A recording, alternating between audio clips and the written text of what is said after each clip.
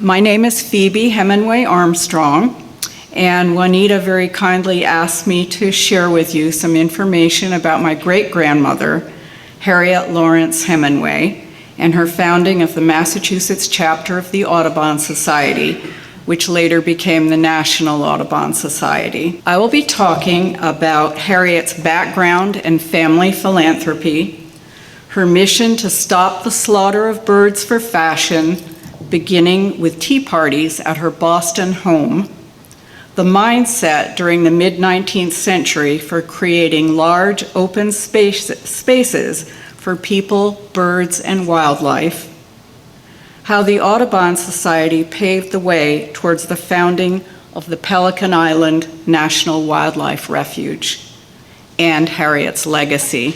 Okay, right here we have Harriet and her cousin Minna B. Hall, who I'll be talking about. Harriet's story begins with her grandfather, Amos Lawrence, born in 1786. As a boy, Amos worked in a country store in Dunstable, Massachusetts, about 40 miles from Boston. He later was promoted and became a clerk in a variety store in Groton, Massachusetts, nearby. In 1807, with $20 in his pocket, Amos went to Boston. His employer's business there failed, so Amos was appointed by their creditors to settle the accounts. After succeeding at this, Amos rented his own shop on Corn Hill in Boston and founded his own dry goods establishment. In 1808, Amos's brother, Abbott, born in 1792, became chief clerk and then partner in 1814. The firm now became known as A&A Lawrence and Company until his death, and became the greatest wholesale mercantile house in the United States, even during the hard times of 1812. The company engaged in selling wool and cotton goods on commission.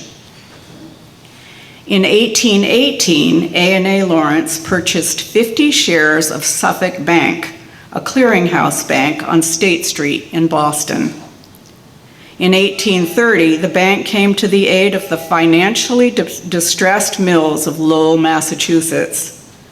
The firm then built up the city of Lawrence, Massachusetts, which was named in honor of Abbott Lawrence, who was the director of the Essex Company, which controlled the water power of the city at that time.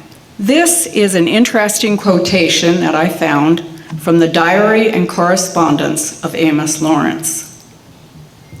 In June 1831, the weather being very warm, Mr. Lawrence, while engaged in the business of his counting room, drank moderately of cold water, and soon after was seized with a violent and alarming illness. The functions of the stomach seemed to have been destroyed, and for many days there remained little hope of his recovery. Much sympathy was expressed by his friends and the public. Due to this unexplained illness, Amos retired and devoted the last 11 years of his life to philanthropic enterprises. After deciding not to allow his property to increase any further by retiring, Amos gave $639,000 to charity. He made private donations, including $40,000 to Williams College, money to build a children's hospital in Boston, and $10,000 to complete the Bunker Hill Monument. His father Samuel had fought in the Battle of Bunker Hill. Amos delighted in passing out bundles of books from his carriage or sleigh. In 1852, at the time of his death, Amos's fortune was worth $264 million in today's dollars. Amos Adams Lawrence, 1814 was his birth date, was the son of Amos and the father of Harriet Lawrence.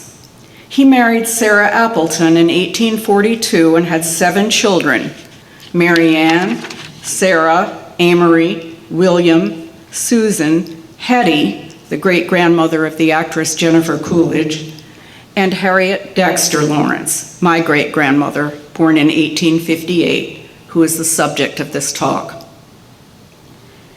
Hetty and Harriet, in this picture, were very close. Amos A. Lawrence was deeply interested in education. He founded Lawrence University in Appleton, Wisconsin, and the University of Kansas in Lawrence, Kansas. The city of Appleton, Wisconsin was named for his wife, Sarah. Kansas came into the picture because of the Kansas-Nebraska Act in 1854, when anti-slavery activists flooded into the territories to sway the vote. Amos was credited with founding the Episcopal Church in Boston, which prompted many Boston Brahmins to convert from Unitarianism. His son, William Lawrence, Harriet's brother, shown here, born in 1850, became a longtime bishop of the Episcopal Church in Massachusetts. In an article in the Atlantic Monthly, Williams said, "The application of moral principles calls for the courage to stand alone." Amos moved with his family to this house in the Longwood section of Brookline in 1851. He also built a summer home in Nahant, north of Boston. He died in 1886 in Nahant and is buried in Mount Auburn Cemetery in Cambridge, Massachusetts, which I will talk about in a bit. Amos and his family were very close. Lawrence regarded his wife and children as his greatest treasures. His daughter, Harriet Lawrence, was a person of strength, commitment, and perseverance when women were not encouraged to have these traits. Amos Adams Lawrence risked his reputation and business ties when he publicly declared himself a stark, mad abolitionist, a shocking pronouncement at the time.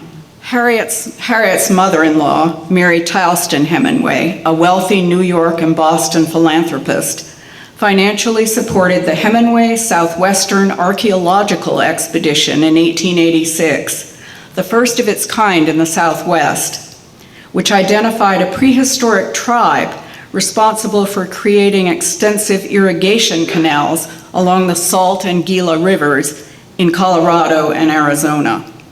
Some of the hundreds of miles of these canals were excavated as a result of her funding. Mary also initiated a variety of activities related to improving education and homemaking skills for girls. She opened the first kitchen in a public school in the United States in Boston, which she funded herself for several years. She also founded a school for gymnastics training for girls in order to treat the whole person. It was not simply that her daughter-in-law, Harriet, was an exceptional saint, but she was born into a family into which doing the right thing was the norm. From those to whom much is given, much is expected. It could be argued that saving egrets is not the same as giving money to the Tuskegee Institute, but in a way it is more audacious and bold in that it changed an entire industry and people's relationship with birds. Harriet and Augustus Hemenway lived in this house on Clarendon Street in Boston and raised their 6 children here. In January 1896, one of the most seminal events in the history of environmentalism began in the Back Bay, Boston home of Harriet Lawrence Hemenway. It was said that in the late 1700s, Marie Antoinette wore a bird plume to a ball, which set off an international interest in feathers and bird products headgear.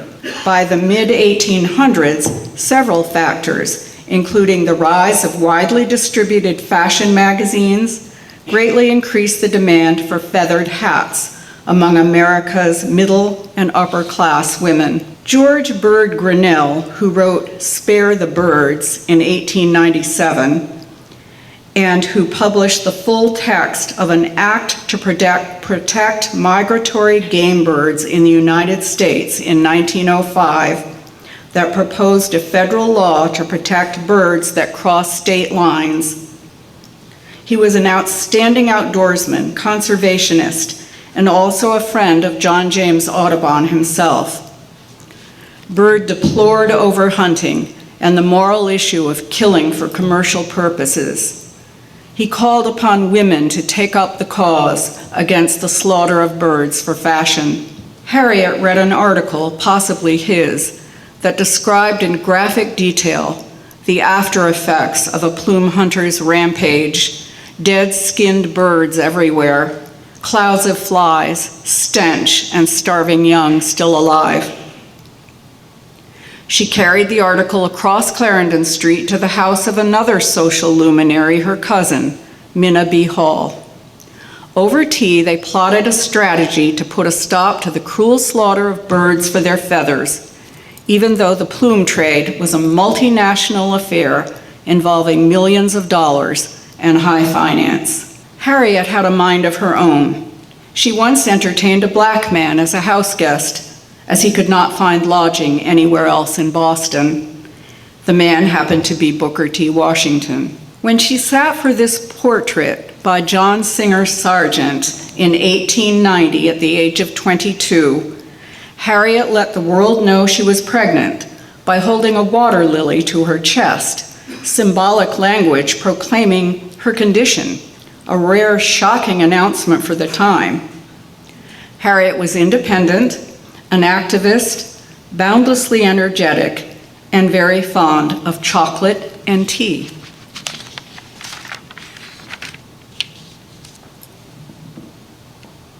In 1881, Harriet Lawrence married Augustus Hemenway, born in 1853, from another rich, illustrious, and active Boston family. Augustus was heir to a shipping magnate, Augustus Hemenway I. Augustus graduated from Harvard in 1879 and then set out to become a philanthropist and public servant after marrying Harriet. He served in the Massachusetts House of Representatives and supported the Metropolitan Park Commission, a system of reservations, parks, parkways, and roads under the control of the Massachusetts Department of Conservation and Recreation that still exists today. The photograph on the left is Augustus with his son, Augustus Jr., in 1884 in the garden of the Bath Hotel in England. The children in white are left to right: Hetty, Augustus Jr., Polly in his lap, Lawrence, my grandfather, and Hope. Missing from the photograph is Charlotte. This is Harriet's family about 1895.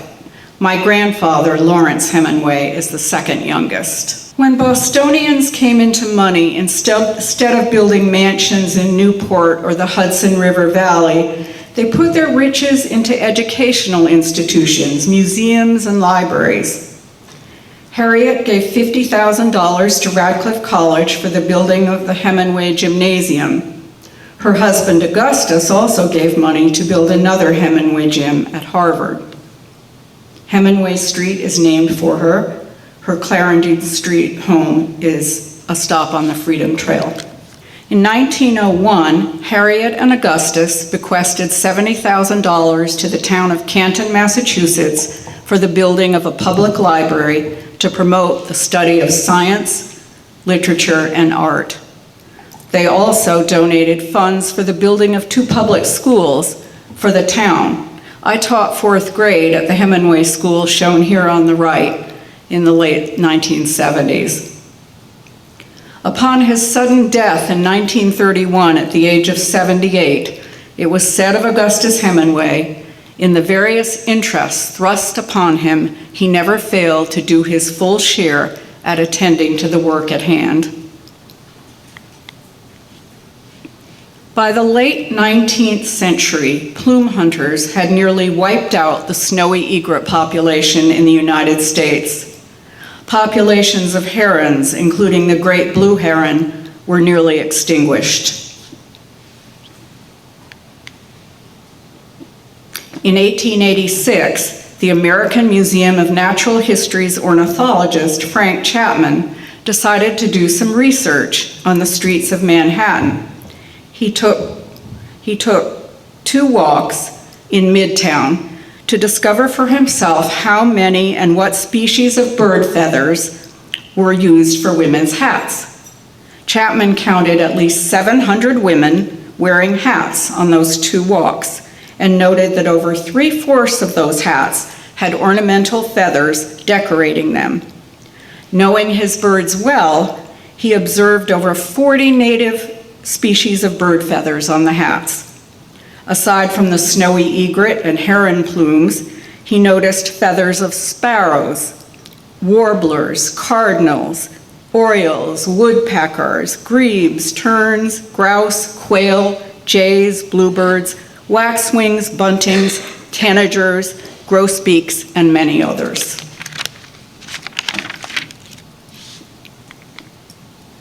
Victorian-era hats were large hats with wide brims, ribbons, and exotic plumes.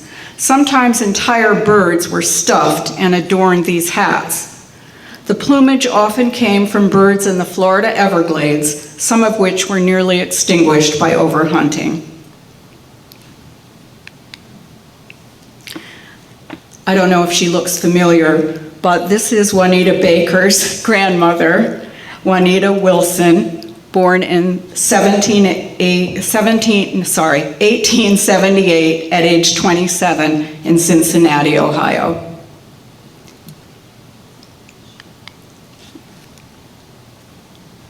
And other birds wearing feather fashions.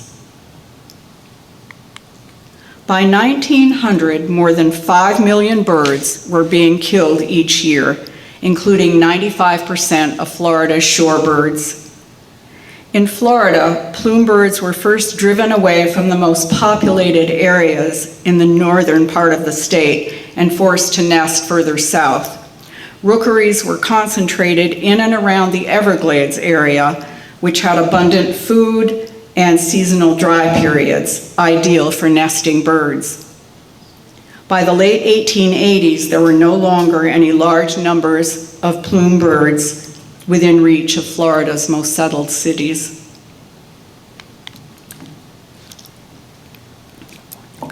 The most popular plumes came from a species of egret known as little snowies for their white snowy feathers. Nuptial plumes were even more prized. They were grown during mating season and displayed by birds during courtship. Poachers often entered the densely populated rookeries where they would shoot and then pluck the roosting birds clean, leaving their carcasses to rot. Unprotected eggs became easy prey for predators, as were newly hatched birds who also starved or died from exposure. One former poacher would later write of the practice, "The heads and necks of the young birds were hanging out of the nests by the hundreds. I am done forever with bird hunting." Egrets, including the gray egret, were decimated by bird hunters. In 1886, 5 million birds were killed for their feathers. They were shot usually in the spring when the feathers were colored for mating and nesting. The plumes, or aigrettes as they were called in the millinery business, sold for $32 per ounce in 1915, which was the price of gold at that time. Millinery was a $17 million per year industry. This motivated plume hunters who lay in wait at egret nests during the nesting season.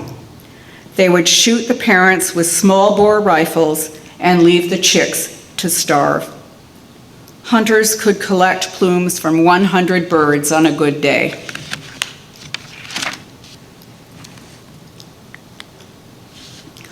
Once harvested from the wild, bird products would be processed by milliners using bleach and other harsh chemicals to prevent decay. If a whole bird wasn't used, it would be separated into smaller pieces. One hat could represent 2 or more birds.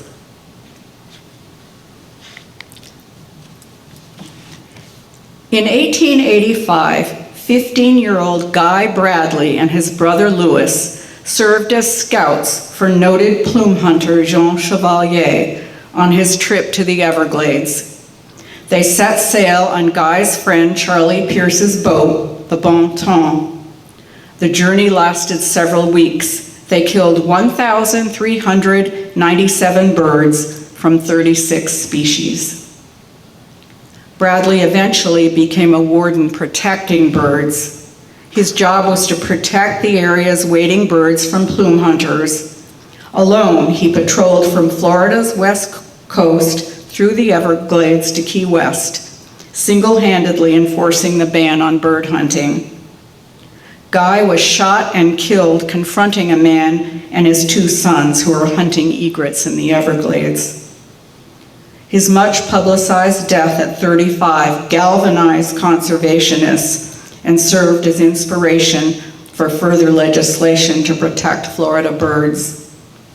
Bradley was named America's first martyr to environmentalism. This book was published in 2009 called Death in the Everglades, The Murder of Guy Bradley. The practice of wearing exotic plumes of murdered birds on hats meant that there were less than 5,000 egrets nesting in the United States.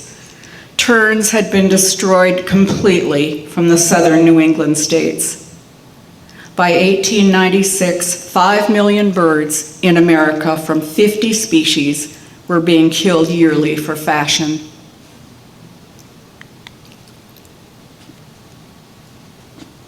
Minna and Harriet took out a copy of Boston's Social Register and planned a series of tea parties.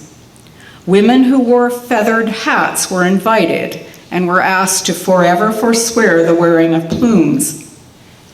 Eventually, Harriet Hemenway and Minna Hall established a group of 900 women who vowed to work to discourage the buying or wearing of feathers and to otherwise further the protection of native birds.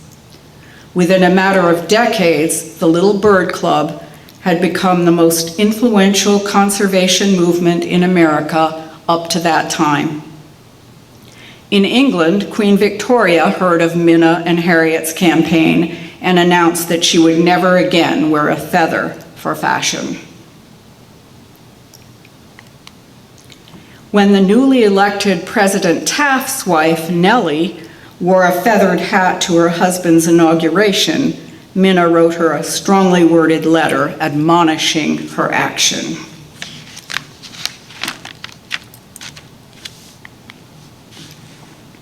Two children's books were published, one in 1995 called She's Wearing a Dead Bird on Her Head by Catherine Lasky, that can be found in most elementary school libraries, and Harriet's Ruffled Feathers by Joy McCulloch, which was published by Simon & Schuster in March of 2022. Notorious as they were, Harriet and Minna were smart enough to know that for the group to be credible, it would need the support of a man as president, even as a figurehead. They organized a meeting with the scientific establishment, outlined the program, and with help from Augustus, got men to agree to join the group, which they called the Massachusetts Audubon Society, in honor of the great bird painter, John James Audubon. It was actually brought to my attention that George Bird Grinnell came up with the name Audubon after his friend, just a few years before. From the start, the organization had the backing of some outstanding American ornithologists, including the naturalist Charles Minot, who was associated with Harvard and who became the chairman of the board, and also the foremost biologist in America, Louis Agassiz. They chose as president William Brewster, a skilled political choice, as he was co-founder of the American Ornithologists Union. This gave the society national recognition for a national issue. By their third meeting, the board resolved to establish similar societies in other states. In 1897, Massachusetts had passed a bill outlawing trade in wild bird feathers. In 1898, Senator George Hoar attempted to introduce a bill to Congress to prohibit the sale and shipment of plumes in the United States and the import and export to other countries, but the bill failed. 3 years later, in 1900, Congressman Lacey of Iowa proposed a bill to prohibit the interstate shipment of animals killed in violation of local laws. It passed. The Lacey Act, along with strong state bird protection laws and the use of agents to enforce them, slowly began to weaken the trade, or at least make it more difficult. Gottlieb Krugel and his sons, Paul and Arthur, filed for one of the first homestead patents on the Indian River. Their land included a large Indian shell mound known as Barker's Bluff. This later was named Sebastian and included more than 3 acres. Living on top of the mound, Paul was able to see the river and bird life, especially the brown pelicans and the mangrove island where hundreds of them roosted and nested each year. Love of these birds influenced his life, and he became increasingly disturbed by plume hunters and sportsmen on yachts who shot birds as they flew in the air. In 1893, the American Ornithologists Union made Paul a game warden. He worked for a salary of $1 per month as the first warden of Pelican Island National Wildlife Refuge.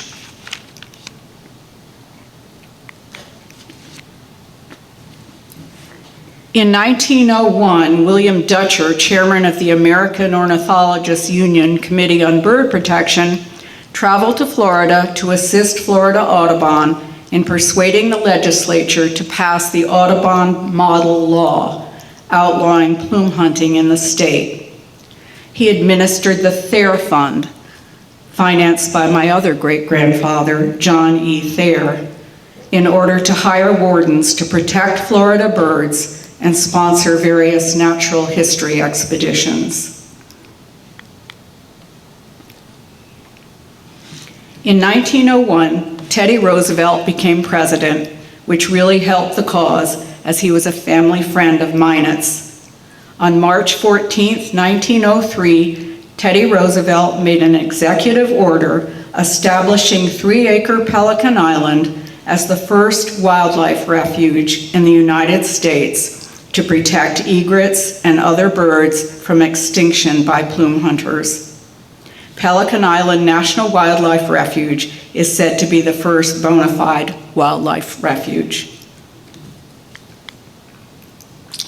Massachusetts began producing and distributing legislative models to other societies. By 1905, with the prodding and money from the Brahmin women, more than 15 state Audubon societies had been formed and were working collaboratively to protect birds, wildlife, and their habitats. The National Committee of Audubon Societies was established in D.C. The 1911 Weeks Act created a national forest system authorizing the purchase and maintenance of land to become national forests in the eastern United States.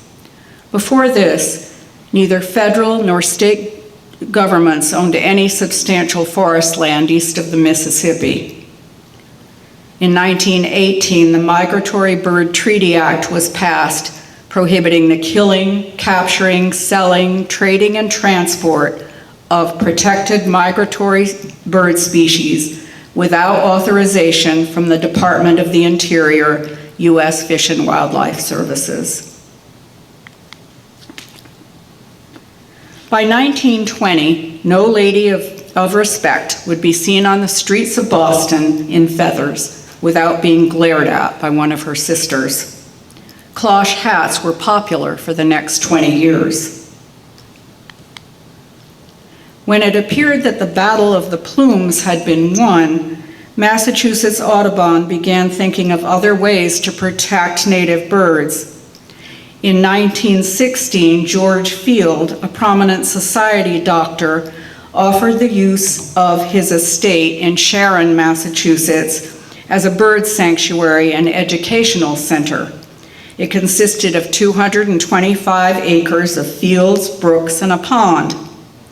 Harry Higbee was appointed warden and lived on the property in an ancient farmhouse open to the general public. He displayed a collection of birds, minerals, flowers, insects, and Audubon literature. 2,600 visitors came that year from 23 states and England, Cuba, and Japan. Over the next 100 years, surrounding properties were added, and almost 2,000 acres in New England became part of protected lands managed by the trustees of reservations in Massachusetts. Okay, getting to more of my favorite part. In 1831, New England, as usual, was ahead of the pack.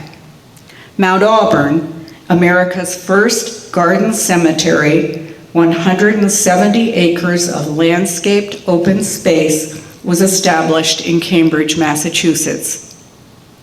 The cemetery's diverse horticultural collections and natural features attract many specimens of birds, both migratory and year-round. The Hemenway plot on Thistle Path was one of the first lots, and it was established by Augustus Hemenway I, Harriet's father-in-law. Augustus I and Mary, Augustus II and Harriet, several of their children, and my parents are buried here. This is a beautiful, peaceful spot. By the next decade, under park planners Frederick Law Olmsted and Charles Eliot, the concept of an open park in an urban setting was established. Olmsted and Eliot designed the Emerald Necklace, 2,200 acres of green space surrounding Boston. Olmsted's firm spread throughout the Northeast.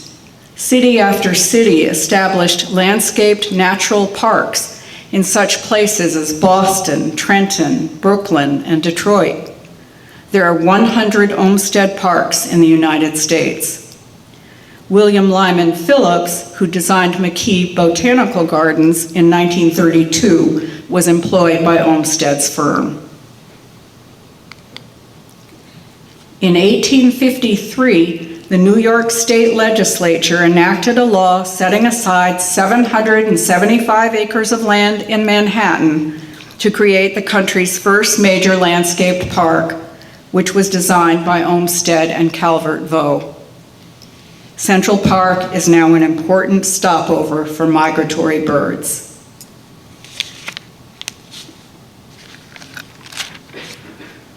By 1891, a group of Brahmins voted to start an organization known as the Trustees of Reservations, whose purpose was to acquire and maintain beautiful and historic sites throughout the Commonwealth.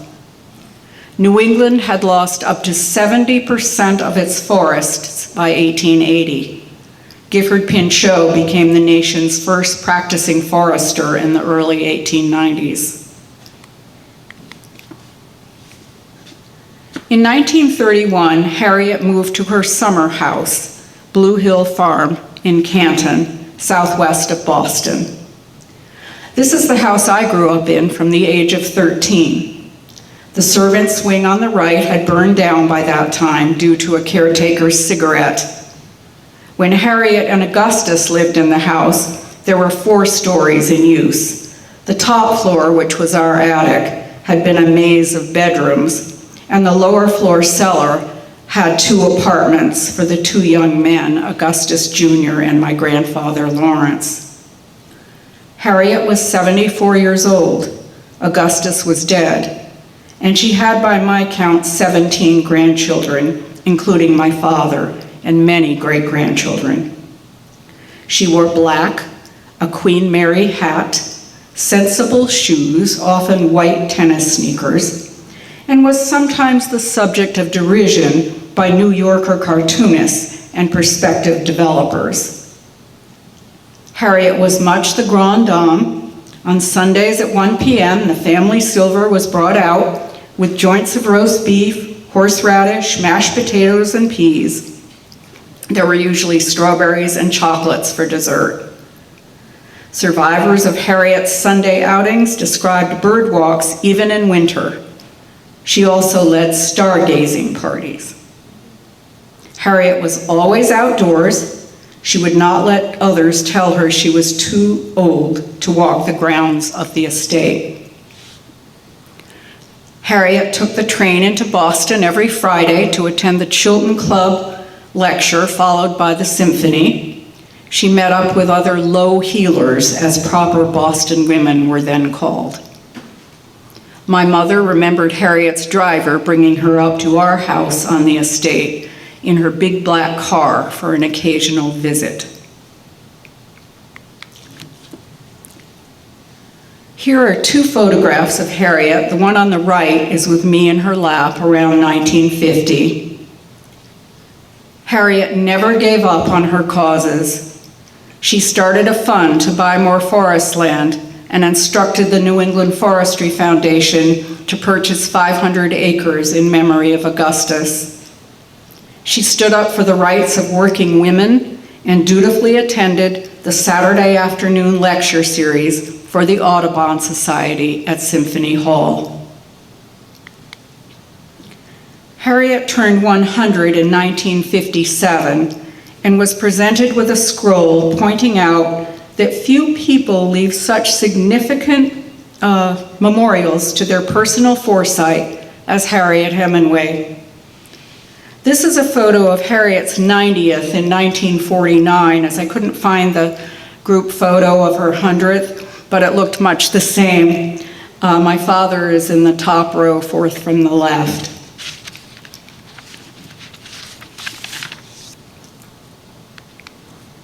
This is a photo of Harriet at her 100th birthday with two of her other great-granddaughters. In 1951, Minna B. Hall, who had helped Harriet found the Little Bird Club, died at the age of 92. She was still active to the end, still on the board of directors of the Audubon, still watching birds, and still taking excursions around Swallow Pond in the Longwood section of Brookline where she lived. Harriet broke her hip a few years after Minna's death and couldn't get around. Her daughter, Charlotte Denny, who lived on the estate, or the place as it was called, would periodically round up the children in the neighborhood and bring us to Harriet's cottage, called the Button. That was next to the big house and where she now lived. Harriet would be in the living room with her attendant. I remember standing cages with finches and canaries. We would sit around her and have a short visit until we were released to go outside again. In 1960, Harriet quietly succumbed at the age of 102. In 1962, bald eagles in Florida hit their low point with 251 nests. After the release of Rachel Carson's book, The Silent Spring, Audubon launched a campaign to ban toxic pesticides. This story is about the saving of migratory birds from extinction and loss and a proud conservation legacy. The legacy is a network of protected areas and a system of laws, scientific monitoring, and international cooperation that is the gold standard for wildlife conservation across the globe. The bird conservation movement started by Harriet Hemenway continues to thrive today, extending from Massachusetts Audubon to hundreds of local, regional, and national bird conservation groups. In the mind of Boston, there was really only one Audubon Society, even though there were dozens all over the country, including the national one. This is a quotation from Sanctuary, the journal of the Massachusetts Audubon Society.